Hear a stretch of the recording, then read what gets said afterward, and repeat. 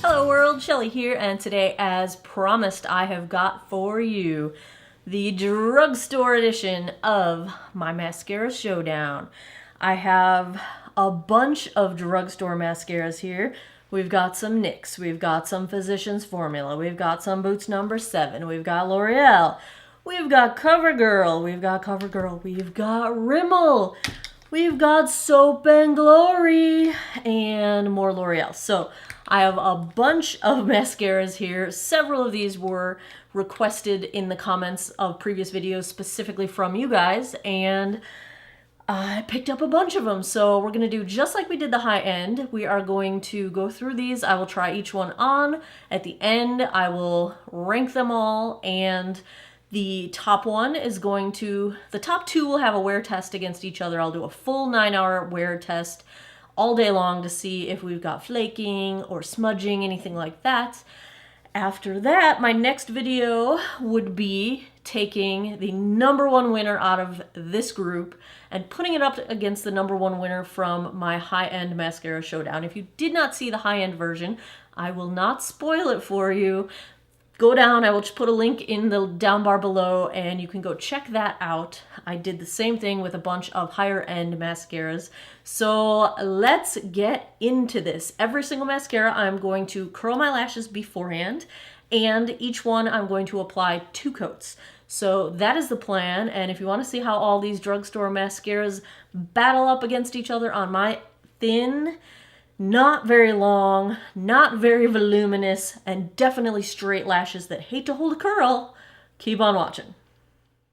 Let's do this. I am going to curl my lashes in between every single one. I won't show you every time, but believe me. So we're going to start with Rimmel's Super Curler Mascara. This retails for $5.99 and claims to have push-up curl, 24-hour hold, and volume. You can see it's got kind of a thicker sort of a brush. It's got a nice curve to it. I have found after wearing this a few months, it doesn't do a whole lot of curling. Like, I wouldn't compare it to the Benefit Roller Lash or anything like that. But it is a decent looking mascara. I do reach for it fairly regularly. Next up is the L'Oreal Voluminous Feline. Retails for $8.99, and it claims to have volume and, quote, glossy shine. Now, the brush on this is a little bit more pokey. I do tend to poke myself in the eye with this brush. It's a pretty stiff, sort of a plastic bristle to the brush, but I do like how this mascara looks. It does a pretty good job of separating lashes, and it does give a decent amount of volume. I don't know about the whole glossy shine thing. I don't really see it, but side by side here is the Rimmel and the L'Oreal. I think the L'Oreal comes out just a little bit ahead in lift, ironically, compared to the Rimmel, which claims to be a curling mascara, but I don't think it really does curl all that much. Next up, we've got the NYX Doll Eye Mascara, and I chose the volume version of this. And this mascara retails for $9.99. It claims to give both length and volume, and also has some claims about having vitamin E and some conditioning properties to act as sort of a treatment mascara. Now, I don't think this really gives a ton of length or volume, but it does make your eyes kind of look like a doll. It's got a pretty pokey wand, very short, which is good for getting your lower lashes, but I don't really see a ton of length or volume, but I do think it does kind of clump your lashes together in such a way that they do look like a creepy old doll. You know those dolls that could blink their eyes? Creepy. Next up, we have Soap and Glory. This is their Thick and Fast HD mascara, and this retails for $14. It claims to give length, volume, and no flake 24-hour hold, and as you see, it doesn't even look like I am putting any mascara on my eyes. The brush is sort of this weird combination of a thicker brush but kind of a pokey brush. The bristles are pretty far apart. I find that they don't grab onto a whole lot of lashes, and they just really don't look like much of anything. A lot of my lashes got skipped and I did not get any mascara on them, and it just looks bad. For $14? No. Next up we've got the L'Oreal Double Extend Lash Extension Effect Mascara. That's a name for you. This is a two-stepper. Retails for $9.99. Claims to have length, tube technology, smudge-proof, and long wear. So this is the first step. So you put this primer on your lashes, and then you go back in with the other end and apply the sort of lash paint to your lashes. The brush is pretty nice. It's thick enough that it grabs onto a whole bunch of little lashes and really gives you a good lash count. It gives you some volume. A little more volume than I think it intends, because it really does claim to be a lengthening mascara, but it gives a decent amount of volume, I think, and it definitely gave some length. So I do like how this turned out. Having the double steps, not so sure about that part. This is the Physicians Formula Eye Booster Lash Contortionist Mascara.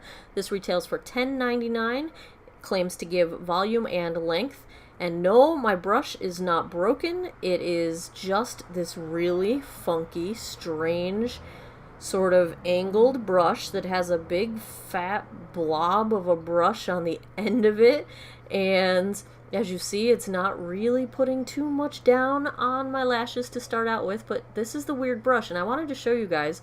The brush, because it's so angled strangely, when you go to put it back into the component, it kind of blobs all over the place, and it starts to make a disastrous mess. Now, of course, this time it didn't make a huge mess, but I've wasted a ton of product because it sort of globs all over the outside of the packaging, and then you can't really get it back into the tube. So I don't really like that. I find that the brush is so big, it's a little awkward to use. Side by side, the Physicians Formula has a little bit less length. It's got a little bit less volume than the L'Oreal, but it still looks decent. I do reach for it occasionally. I've had it for about 2 weeks now, and I've been playing around with it, so it's okay. Not the best. We've got next up the Boots No. 7 Dramatic Lift Mascara.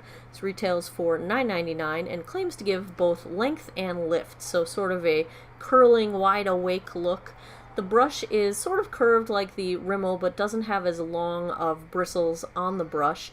Getting it to apply product really just kind of difficult. A lot of product doesn't come out of the component, so the brush doesn't really have much coating of mascara on it.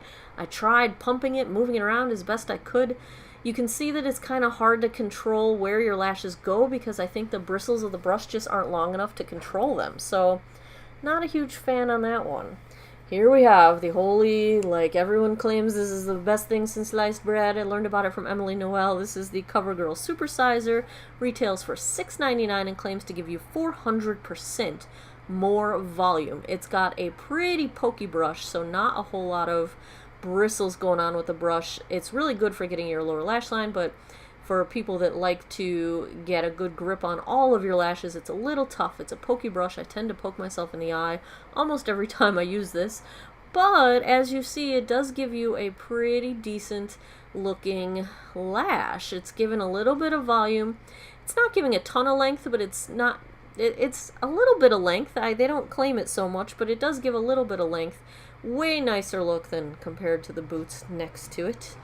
We've got one more mascara, so I'm going to keep the CoverGirl Supersizer on my one eye, and we are going to move into the last one, which is the CoverGirl So Lashy Blast Pro Mascara. This retails for $11.99, claims to give you volume, and it's got this sort of gimmicky ball tip at the end of the brush that's supposed to help you to grab all those super hard to reach lashes.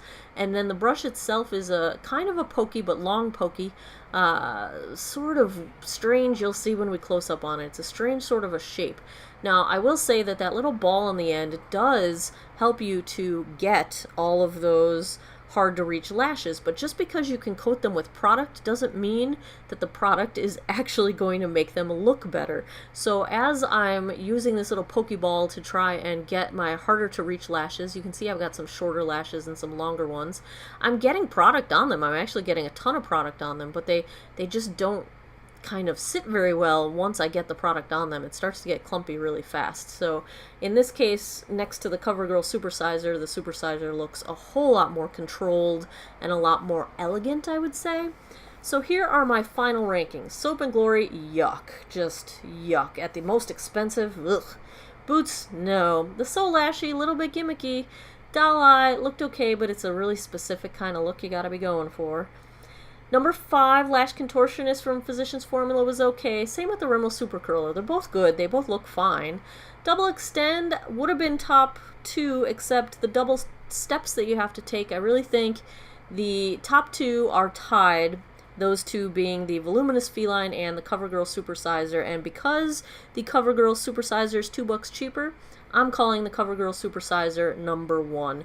There you have it, the Drugstore Mascara Showdown. Keep your eye out. I will take the top 2 and put them head to head for a 9-hour wear test coming up soon, and then we will take the winner and put it up against a high-end mascara and do a wear test on those. So thanks again, you guys, for geeking out over makeup with me. I appreciate your time and all of your comments and all of your suggestions for what mascaras I should try. I will definitely try to get my hands on any mascaras I did not use in this particular video to give you some review and impressions in future videos. Have yourselves a wonderful day or night wherever you are in the world, and take care of each other. Bye-bye.